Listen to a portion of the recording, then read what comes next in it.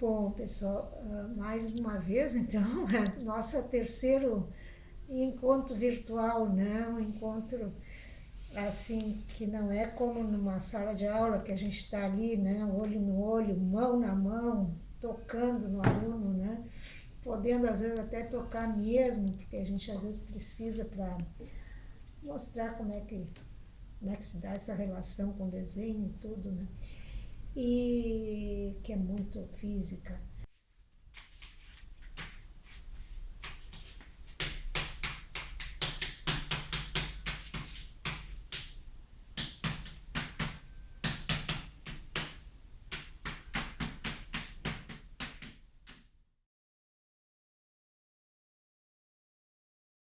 Agora eu vou fazer assim, ó, eu vou escrever os exercícios dos encontros anteriores e no final do vídeo eu vou passar eles escritos, porque daí vocês podem dar um stop e enxergar. As pessoas me perguntam por que de alguns exercícios. O exercício de memória, ele é importante para fixar, é como se a gente potencializasse a atenção, tá? A imaginação, a memória e a observação é interessante para a gente também perceber que algumas pessoas elas têm uma imaginação tão fértil que ela domina e atrapalha a observação até, de certa maneira. É como se ela parasitasse a observação. E outras têm uma dificuldade maior de imaginar. Então, a gente tem que fazer aquilo que a gente tem mais dificuldade, puxar o elástico. Se eu tenho mais dificuldade em trabalhar de observação, é isso que eu vou trabalhar mais. Como na ginástica, né? Se eu tenho dificuldade de botar o braço lá, eu vou tentar botar para ele esticar, para eu ter uma maior amplitude de movimento, né? E assim é no desenho.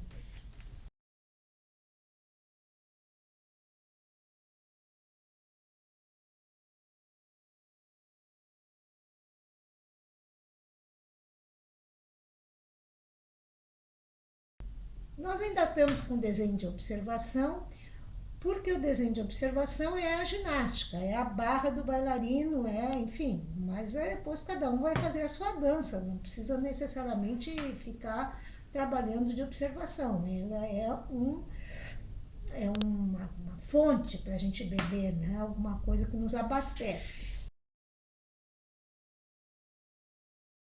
O tema não é necessariamente o mais importante, porque eu acredito que um trabalho de arte, ele é feito, o conteúdo de um trabalho de arte, ele é feito do tema, da forma e da técnica, essas imbricações. Tem alguns artistas que priorizam a técnica, que neles é mais importante, uma inovação técnica, e tudo vem a serviço dessa inovação, outros o tema, né? Certos artistas mais engajados politicamente, tudo mais, outros mais a forma, né? Certos artistas mais, vamos dizer assim, que trabalham com concretismo, enfim, que inovaram mais em termos de forma. Mas, em geral, esses três aspectos são importantes. Por exemplo, um sapato do Van Gogh. Às vezes um sapato, ele chora muito mais do que uma criança lá, se esbugalhando de chorar, que fica meio demais, né? Fica meio uh, demais. Né? A gente diria em francês, fica trop. Então não convence tanto. Então um sapato, ele tem uma vida, ele tem um sentimento, né, que é dado pela forma de pintar ou pela forma de desenhar. Né? Quando começaram os pintores a fazer, por exemplo, os aspargos do Manet, ou, por exemplo, certos temas que eram absolutamente nada a ver com o tema religioso, com o tema, quando eles começaram a já poder escolher o que eles iam fazer, eles não precisavam necessariamente fazer a Paixão de Cristo, a Madonna, etc., se diz, tem um autor, o Arenheim, que diz que aí começou já a arte abstrata, quer dizer, o autor começou a ficar livre para escolher o seu motivo e até sair dele e fazer outras coisas. Então, um aspargo do Monet, ele tem uma vida, ele tem uma leveza, ele tem um sentimento, né, que é dado pela forma, pela maneira de pintar, que é fantástica, né? Quer dizer, o Manet é alguém que inovou e que vem de uma herança, de uma tradição do Velázquez e que inovou a pintura no sentido da pintura plana, que deu margem ao Matisse. Mas tudo isso a gente vai conversando assim, mas, por exemplo, seria interessante se a gente já começasse agora a pensar em alguns pintores que são interessantes da gente prestar atenção como desenhistas. Um deles é o Matisse. Outro deles é o Giacometti, que de certa forma tem uma linha que é bem diferente uma da outra e que a gente vai fazer alguns exercícios trabalhando a maneira do Giacometti e a maneira do Matisse, o mesmo tema, que vocês podem escolher, pode ser um vaso, pode ser uma pessoa, pode ser uma... Mas isso é um pretexto para a maneira como a gente vai fazer, que é, a meu ver, o mais importante, e dentro do ponto de vista de muitos autores e muitos artistas, essa maneira de trabalhar é mais importante, às vezes, do que o que trabalhar. Às vezes, a mesma música cantada por um autor é completamente diferente, né, do que por outro. Então, nós somos intérpretes, né, no desenho de observação. Na outra vez, a gente fez um trabalho que era um trabalho de imaginação e de observação e de memória. E a gente fez de algum objeto real. Eu queria falar um pouquinho também sobre assim, o que é a gente desenhar um objeto real aqui, né, no lápis, e a gente desenhar a fotografia desse lápis, né? Tem gente que desenha por fotografia, outros desenham até projetando coisas, né? Enfim, isso são outras experiências, mas nada substitui a experiência de enxergar um lápis, né? Um lápis onde eu posso ter toda uma experiência do real. Hoje em dia nós temos as pessoas desenham olhando para o celular, desenham olhando por esse mundo virtual que nos invade, que é mais real do que o próprio mundo real, que é uma loucura, que a gente está cada vez mais, ainda mais nessa quarentena, né? Então vamos procurar desenhar olhando para o real e, para fazer essa diferença, vocês, por exemplo, tirem uma foto desse lápis e desenhem também esse lápis olhando para essa foto. Pode ser no computador ou no papel, seria melhor no papel.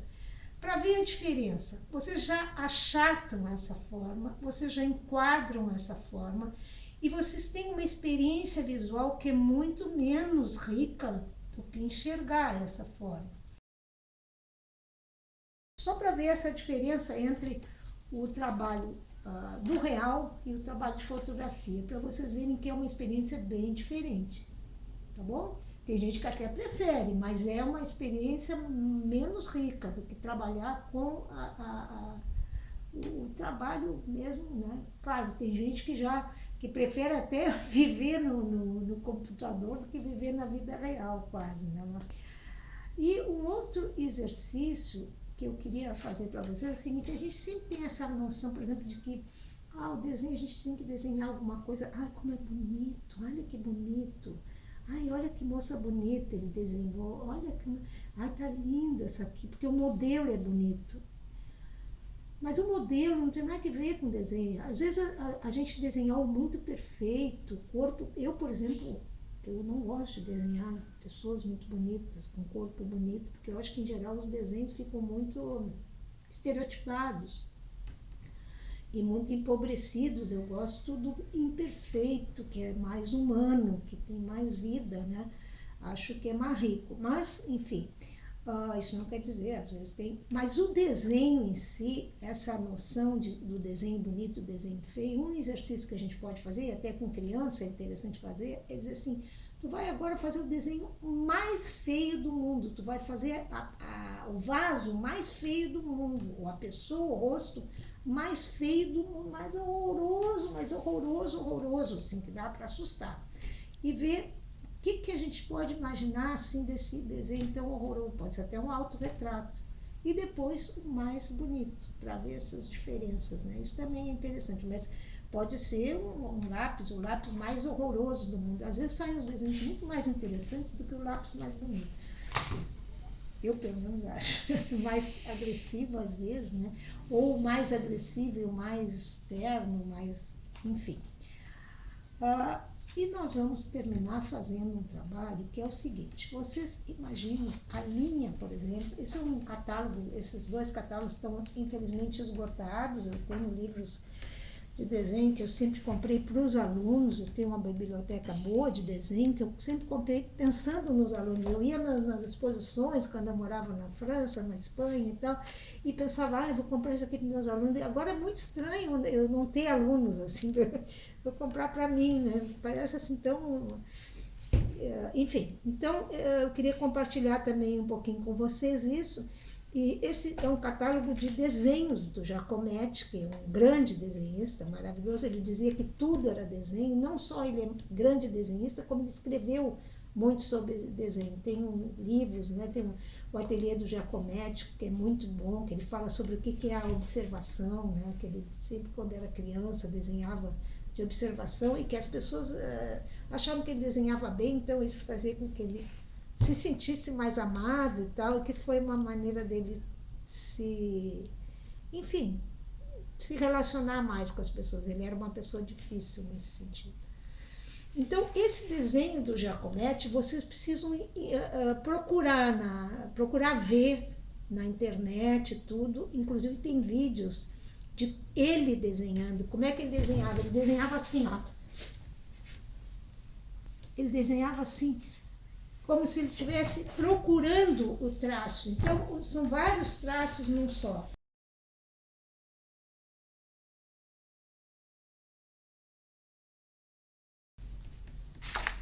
São desenhos com um lápis muito fino.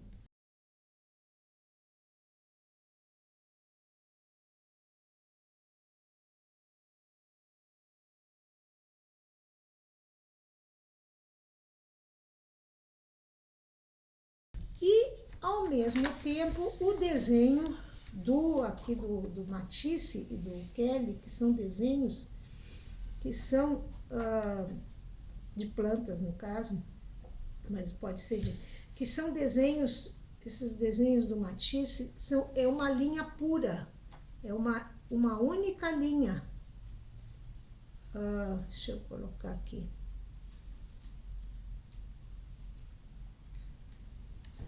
Por exemplo, dá para chegar pertinho? Como se ele não tivesse nem tirado o lápis, às vezes, do papel. Uma única linha, ele já dá toda isso que a gente falou nas aulas anteriores, 1 e 2, a gente falou da modulação da linha, da maneira de pegar o lápis.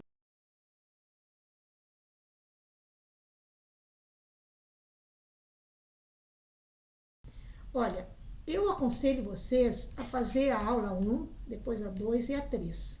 Elas estão todas no canal do YouTube e na página do Facebook da Difusão Cultural da URGS, que é quem organiza essas atividades.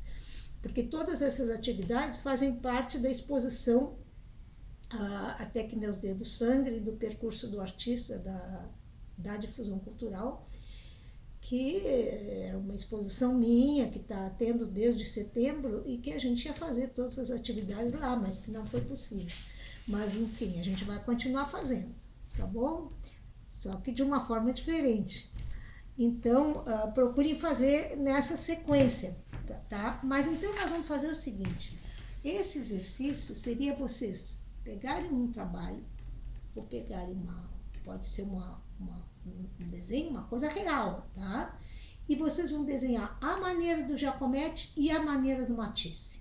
Uma coisa real. E depois vocês vão pegar uma foto para ver a diferença também, e vocês vão desenhar a maneira do Giacometti e a maneira do Matisse.